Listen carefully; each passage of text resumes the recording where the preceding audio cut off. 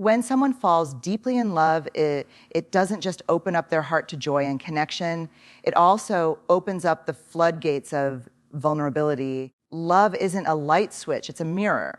It reflects back everything someone has been trying to hide, insecurities, past traumas, and emotional wounds that may have been buried for years. This is especially true for people who have not fully processed their past experiences. The closer someone gets to the heart of another person, the more their own emotional defenses begin to tremble. Deep love means deep stakes. It's not just a pleasant emotion.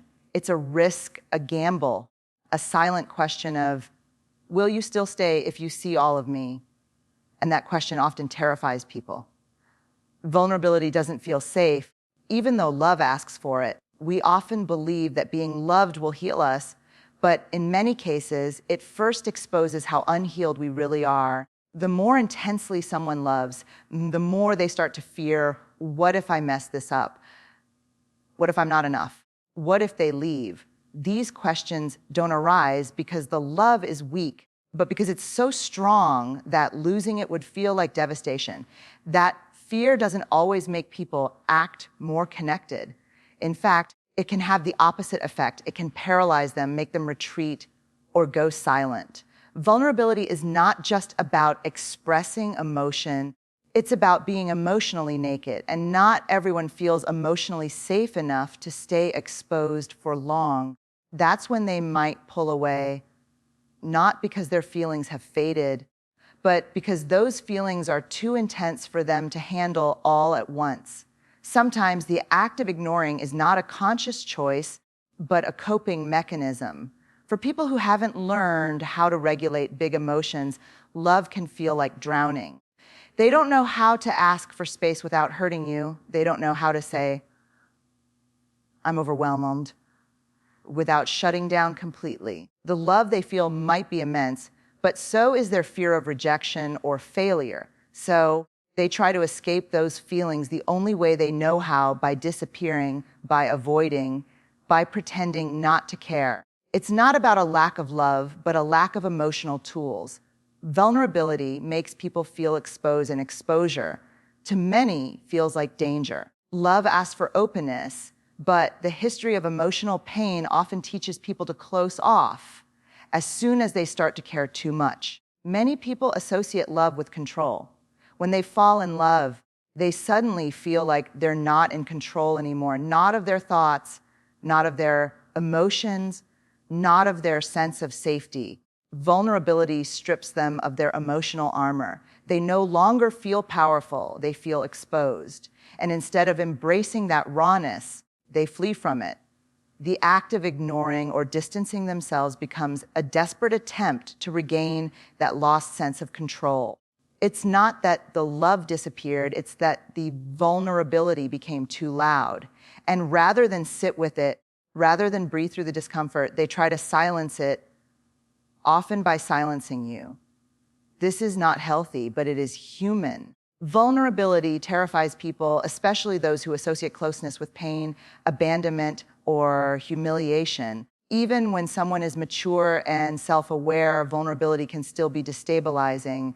Love makes you rethink everything you're worth, your identity, your past, and your future. It challenges your independence, your walls, and your patterns. So when someone loves you a lot, it may awaken feelings they haven't felt before, some beautiful and some incredibly uncomfortable. If they've never experienced safe love before, they might not even recognize what it feels like. It's unfamiliar, and unfamiliar often feels dangerous, even if it's exactly what they've longed for. Vulnerability doesn't just feel like a soft opening, it can feel like standing at the edge of a cliff. And when someone feels like they might fall, their instinct isn't to reach out, it's to back away.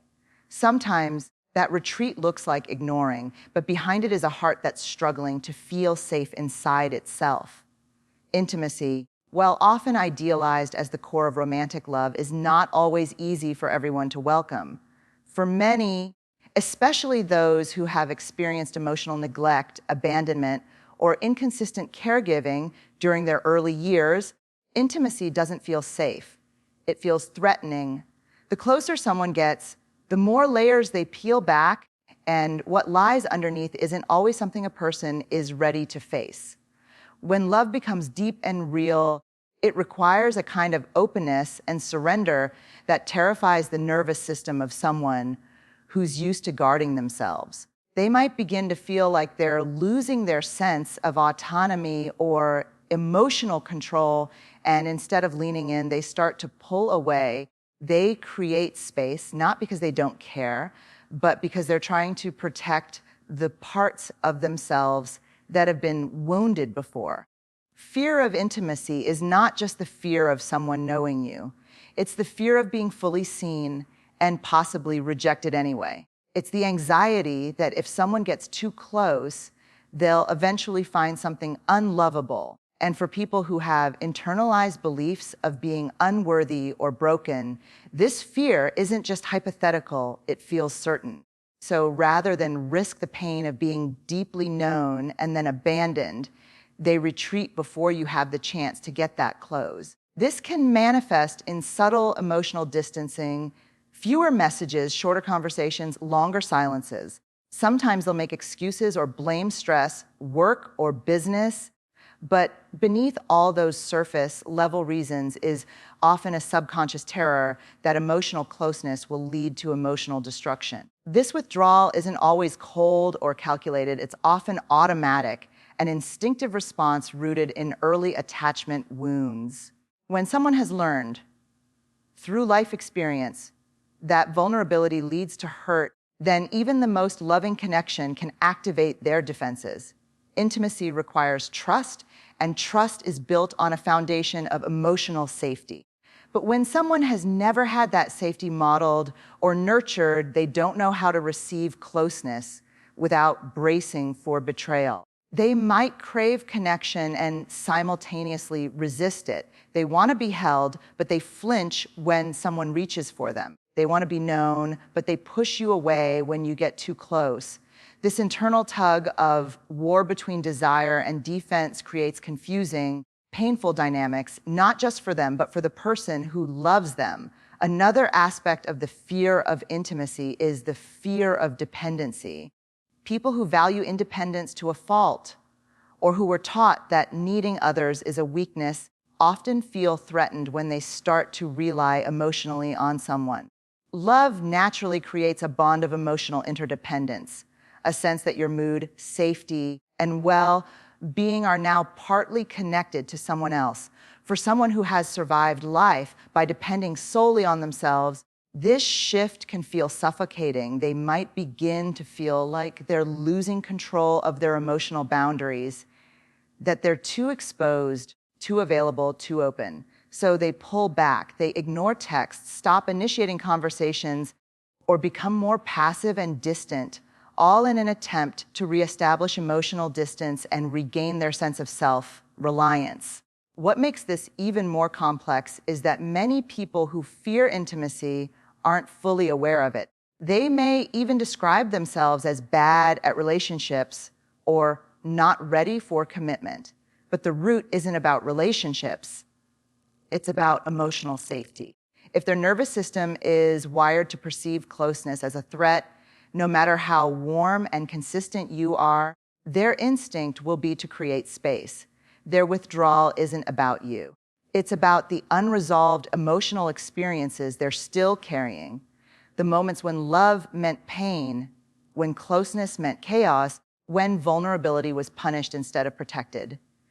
Without conscious reflection and healing, they will continue to repeat these cycles with anyone they get close to, sabotaging the very love they long for most. Silence in relationships is often misunderstood as disinterest, cruelty, or apathy, but in many cases it conceals something much deeper: emotional struggle.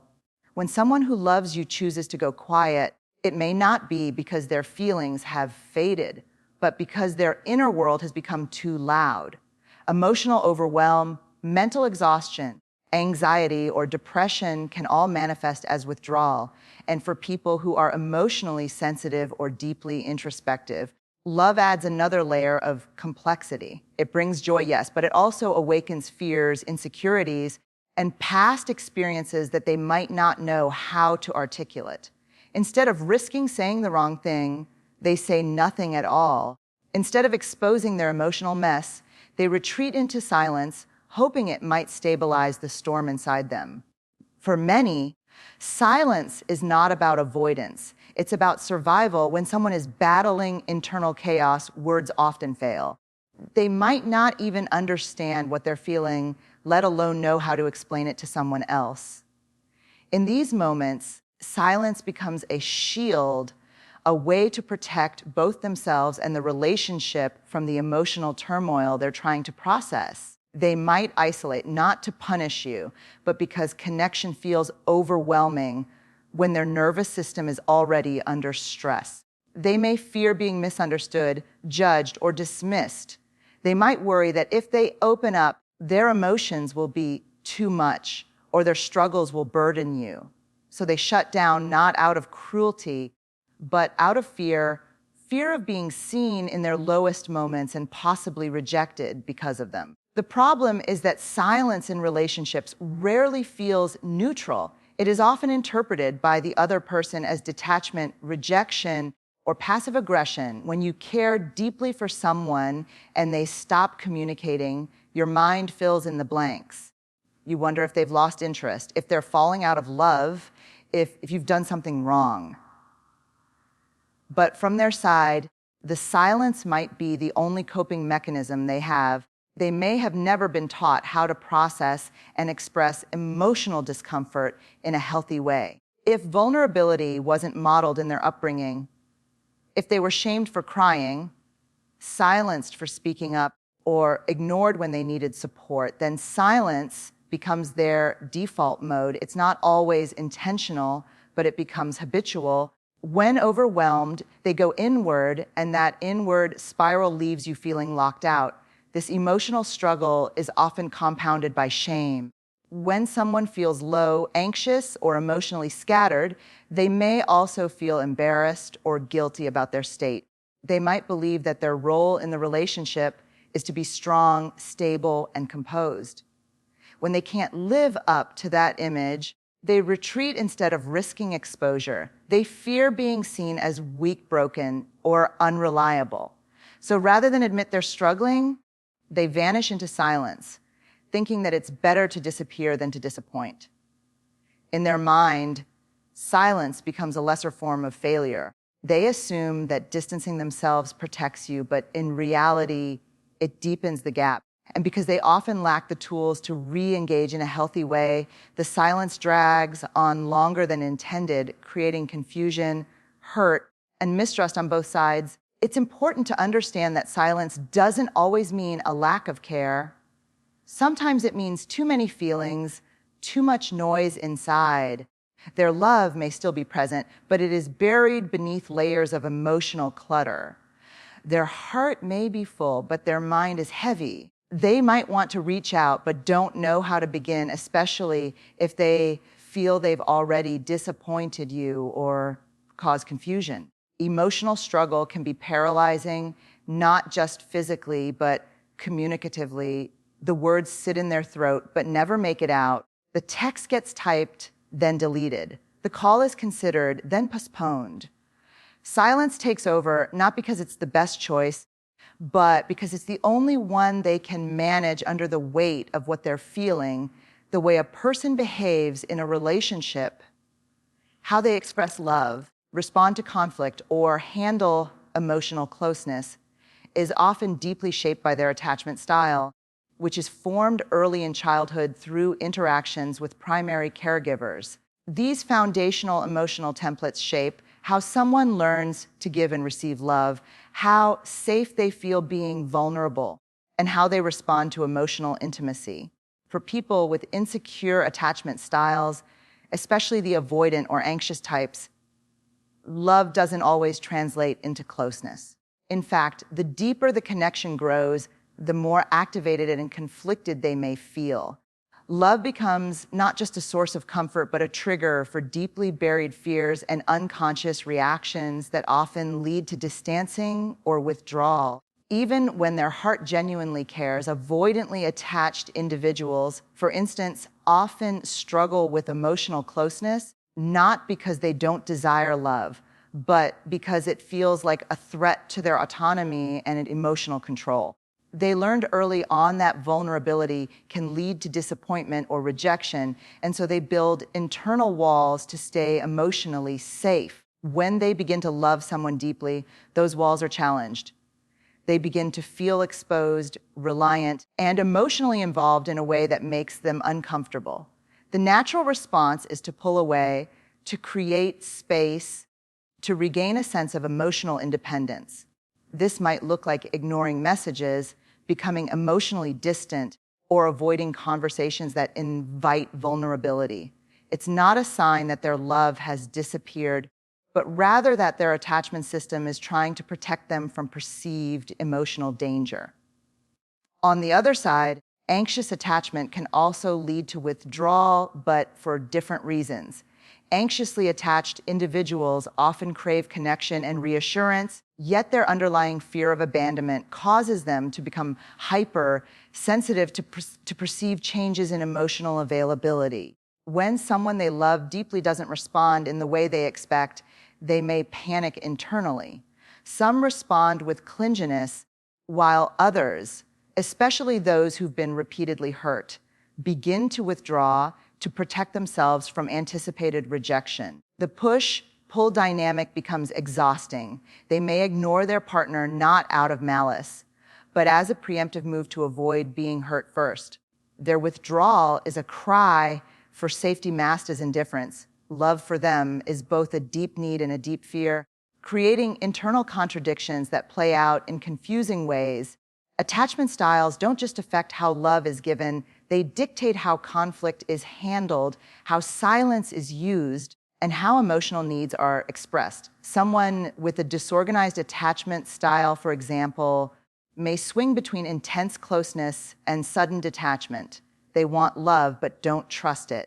They feel drawn to intimacy and terrified by it at the same time. This leads to a cycle of intense connection followed by sudden emotional distance, leaving their partner confused and questioning the relationship. The ignoring that happens in this dynamic is not always a decision. It's often a symptom of emotional dysregulation. When overwhelmed, they shut down. When flooded with fear, they hide. And yet, beneath the silence, the love can still exist. Tangled up in fear, trauma, and confusion, even secure individuals, when involved with someone who has an insecure attachment style, can begin to mirror those behaviors over time. If the person they love repeatedly pulls away, ignores them, or sends mixed signals, they may become anxious themselves or begin to withdraw to protect their own peace. Attachment dynamics are not fixed. They interact with and influence each other.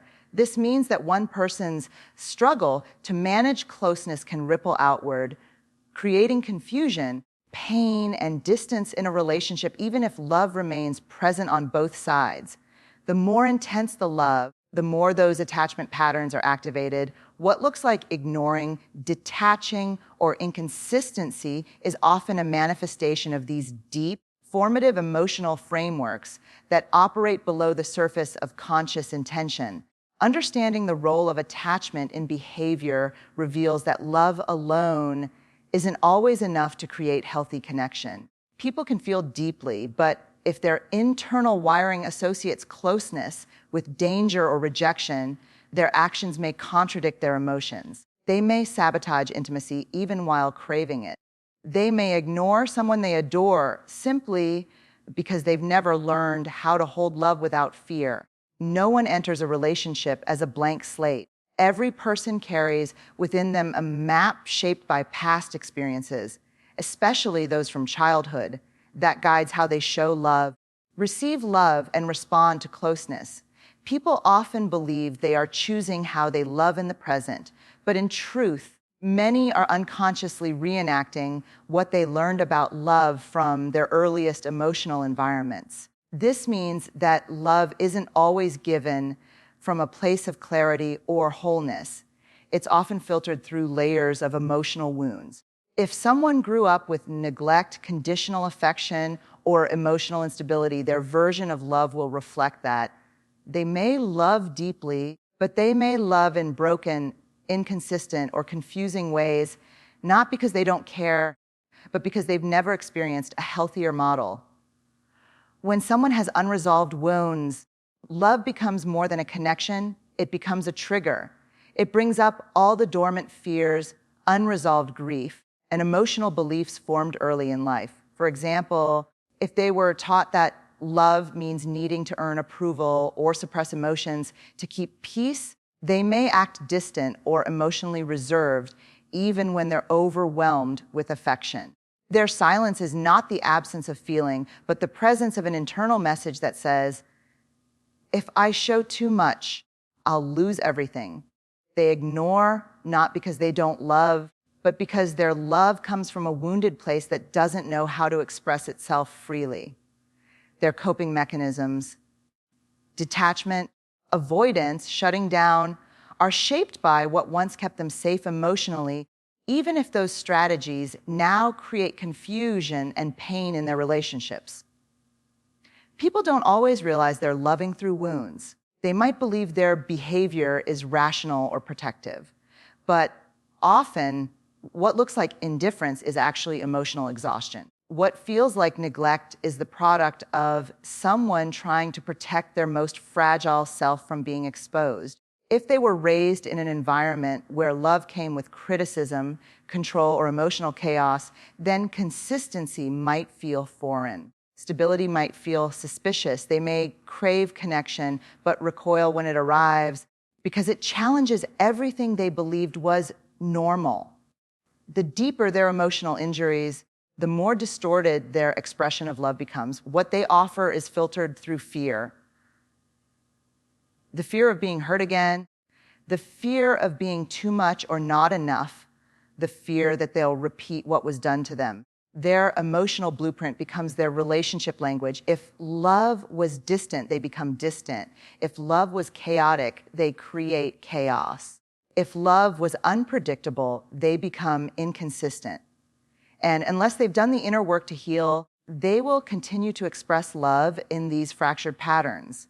The most tragic part is that they often don't understand why they're doing it.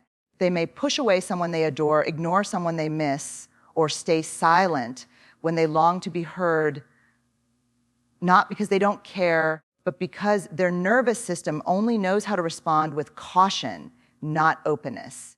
Their wounds don't just shape how they feel, they shape how safe they feel feeling at all. And when safety is absent, vulnerability is impossible. Love then becomes both the thing they need most and the thing they fear most. People also carry generational patterns of emotional behavior. They may have grown up watching parents who avoided intimacy, who modeled relationships based on survival rather than emotional richness. Without realizing it, they inherit those patterns and play them out in adult relationships. Even with the best of intentions, they repeat what they know. If they saw love being expressed through silence, withdrawal, or sacrifice, they begin to believe that those are the languages of love. So when they fall for someone deeply, they revert to those same behaviors, ignoring, disappearing, becoming emotionally absent, not because they are trying to harm, but because it's the only love language they ever learned. Love through wounds is not conscious cruelty, it's unconscious repetition. Wounded love is often filled with contradiction. A person may act cold while feeling warm inside. They may say nothing while thinking everything. They may stay silent while their heart screams. These contradictions are not signs of apathy. They are signs of internal conflict. A heart that wants to give everything, but a mind that warns against it. A soul that longs for closeness, but a memory that says closeness equals pain. When people love through their wounds, they rarely mean to cause harm, but the harm still happens. And the silence, the distance, The ignoring becomes a manifestation of pain that was never healed in many romantic narratives. Especially in movies, novels, and social media, emotional unavailability is often portrayed as alluring, the brooding partner, the one who doesn't show feelings easily, who distances themselves yet still cares silently, becomes an object of desire. But in reality, emotional unavailability is not a sign of depth or mystery. It's often a reflection of inner conflict, avoidance, or emotional immaturity. When someone repeatedly withdraws, goes silent, or ignores their partner, it should not be mistaken for passion or intense love. These behaviors are usually rooted in an inability or unwillingness to face emotional discomfort, and over time, they become patterns that erode trust and safety within the relationship. Emotional distance does not add value to love. It creates confusion, insecurity, and disconnection. Emotional unavailability shows up in many subtle forms. It's not always dramatic or obvious. Sometimes it's in the person who avoids serious conversations, who deflects vulnerability with sarcasm, who always keeps things surface level, or who is physically present but emotionally absent. This kind of behavior can be deeply confusing when paired with occasional bursts of affection or rare moments of emotional openness. The person might say they love you, might even mean it, but their actions show inconsistency. They disappear when things get serious, respond with detachment when you share your feelings, or shut down when you express a need. These inconsistencies can make you question your own worth because you're trying to decode signals from someone who refuses to be fully seen. The danger lies in romanticizing these behaviors, in believing that if someone ignores you, it must mean their feelings are too strong to handle, that if they push you away, it must be because they care too much. That silence means depth, and inconsistency means complexity. This belief not only normalizes emotional neglect, but encourages people to stay in dynamics that are one-sided and emotionally harmful. Emotional unavailability is not a puzzle to be solved or a wall to be broken down by love. It is a boundary that often protects unresolved pain, fear, or refusal to engage in emotional growth. And no matter how much you give, how patient you are, or how deeply you feel, you cannot teach someone to be available if they are committed to avoidance. People who are emotionally unavailable may not even recognize their own patterns. They may believe that they're protecting others by withholding emotions, or they may not be in touch with their emotional world enough to recognize when they are shutting down. In many cases, they were raised in environments where feelings were ignored, invalidated, or punished. Vulnerability was unsafe, so they learned to repress it. This repression becomes a survival mechanism that carries into adult relationships. But survival is not the same as connection. You cannot build intimacy with someone who is in emotional survival mode. You will always feel like you are reaching for something that keeps slipping out of your hands, not because your love is lacking, because their emotional presence is unavailable to receive it. Emotional unavailability also breeds cycles of instability in relationships. One partner ends up doing all the emotional labor, initiating conversations, expressing feelings, resolving conflicts, making compromises, while the unavailable partner remains passive or detached. Over time, this imbalance creates resentment, burnout, and self-doubt in the emotionally engaged partner.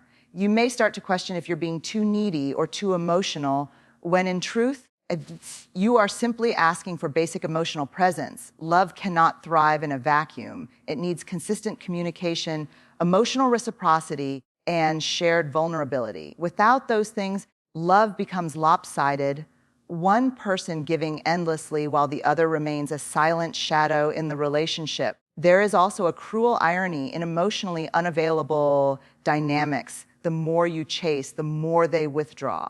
The more you try to connect, the more they retreat. And because they occasionally offer breadcrumbs of connection. A text after days of silence, a tender moment after weeks of detachment, you begin to believe that if you just try harder or wait longer, the connection will stabilize, but it doesn't. It becomes a cycle of emotional starvation where you cling to scraps of intimacy while sacrificing your own emotional needs. This cycle is not love. It is a pattern of emotional abandonment disguised as romantic intensity. Emotional unavailability is not a poetic flaw or a trait to admire. It is a warning sign of unresolved issues that need to be acknowledged, not excused. In many romantic narratives, especially in movies, novels, and social media, emotional unavailability is often portrayed as alluring. The brooding partner, the one who doesn't show feelings easily, who distances themselves yet still cares silently, becomes an object of desire. But in reality, emotional unavailability is not a sign of depth or mystery. It's often a reflection of inner conflict, avoidance, or emotional immaturity. When someone repeatedly withdraws, goes silent, or ignores their partner, it should not be mistaken for passion or intense love. These behaviors are usually rooted in an inability or unwillingness to face emotional discomfort, and over time, they become patterns that erode trust and safety within the relationship. Emotional distance does not add value to love.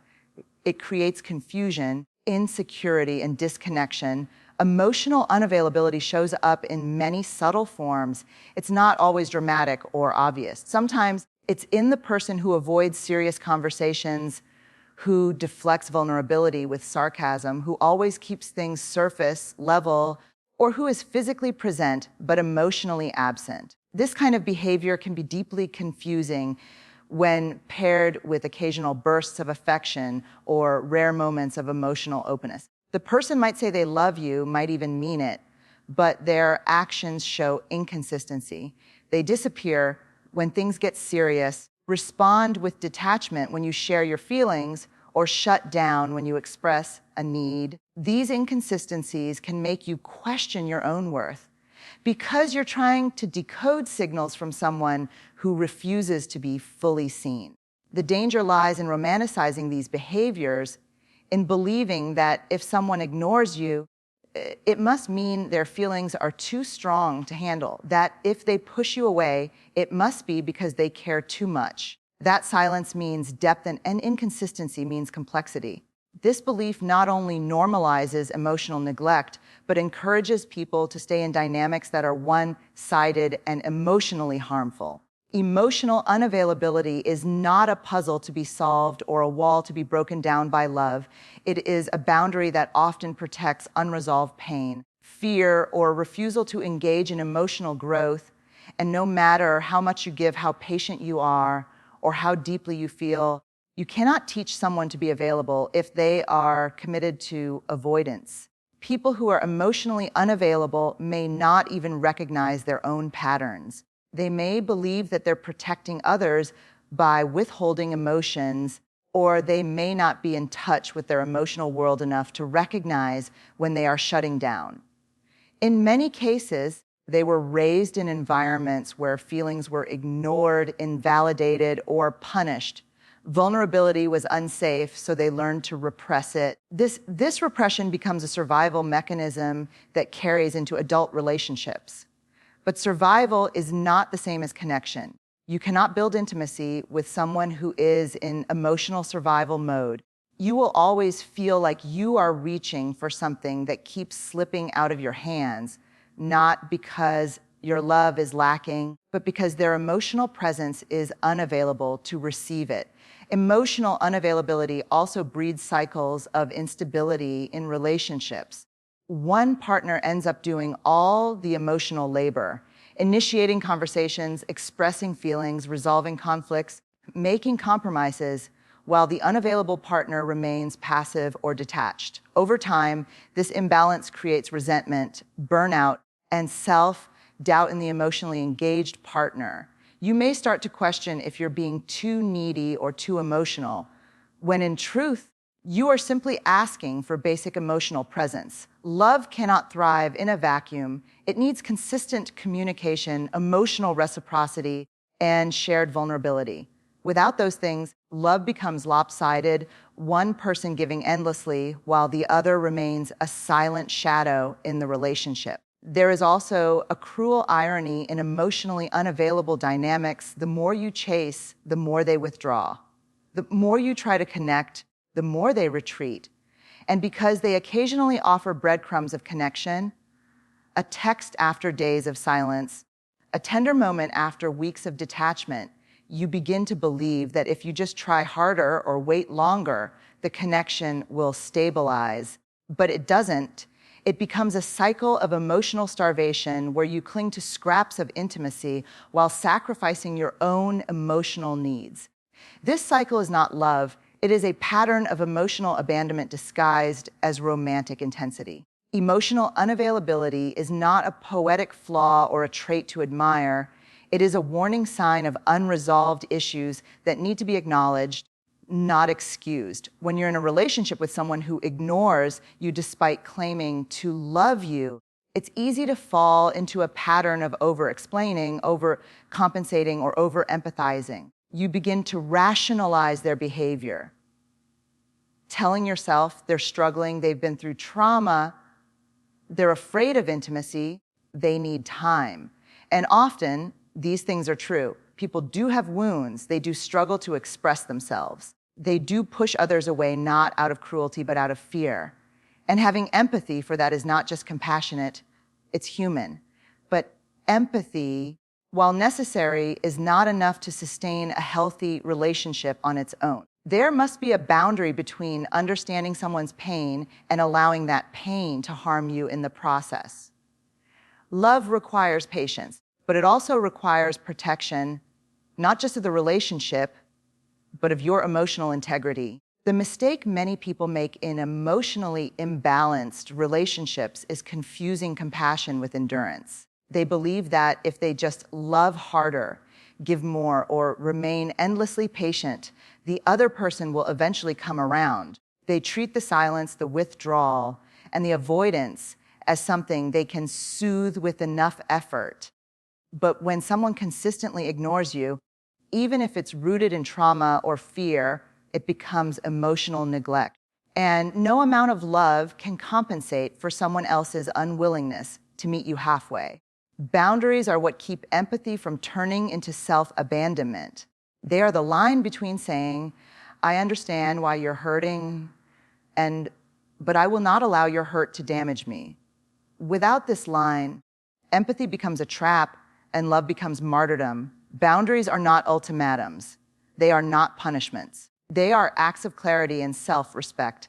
Setting a boundary with someone who ignores you might mean saying, I understand that you need space, but I also need consistency to feel safe in this relationship. It might mean pulling back your energy when they go silent, rather than continuing to chase after reassurance. It might mean recognizing that while their past explains their behavior, it does not excuse their refusal to change it. Boundaries are what give empathy structure. They protect your mental health from the erosion that comes with constant emotional guesswork. Because when you're constantly trying to decode silence, explain away absence, or justify inconsistent affection, you lose connection not only with them, but with yourself. Self-betrayal often masquerades as loyalty in these situations. You might convince yourself that being understanding means tolerating emotional neglect, that being loving means staying through patterns that hurt you. But real love isn't about suffering quietly. It's about mutual care. When you love someone who ignores you, your kindness alone won't change the dynamic. Their growth must be their choice. They must be willing to show up, to engage, to face their discomfort. And if they aren't willing, then the weight of the relationship cannot rest solely on your shoulders. Empathy without boundaries becomes enabling. It teaches the other person that they can disconnect, disappear, and disregard your emotional needs without consequence. Over time, this not only damages the relationship, it damages your sense of self-worth. Balancing empathy with boundaries also requires you to confront uncomfortable truths. Sometimes the person you love does have good intentions, but those intentions don't translate into healthy actions. They might care about you deeply, but caring alone is not enough. Relationships are not sustained by emotion, they are sustained by action. If someone consistently ignores you, disappears during conflict, or fails to respond to your needs, you have to ask them, am I loving them for who they are or for who I hope they will become? Empathy can blur that line, keeping you invested in potential rather than reality. Boundaries sharpen your focus. They bring you back to the present, reminding you that your emotional health is not a project for someone else to solve, but a responsibility you must guard. In relationships where love is mixed with inconsistency, the person who loves more openly often feels they must be the emotional anchor for both. They absorb the emotional labor, initiate every conversation, tolerate the silent treatments, and carry the relationship's weight through sheer willpower. But this role is unsustainable. No matter how emotionally intelligent or compassionate you are, you cannot build connection alone. Love is not meant to be a one-person performance. Boundaries make space for reciprocity. They say, I will meet you with compassion, but I will not lose myself trying to keep you close. They honor both your heart and your limits, allowing you to stay empathetic without erasing your own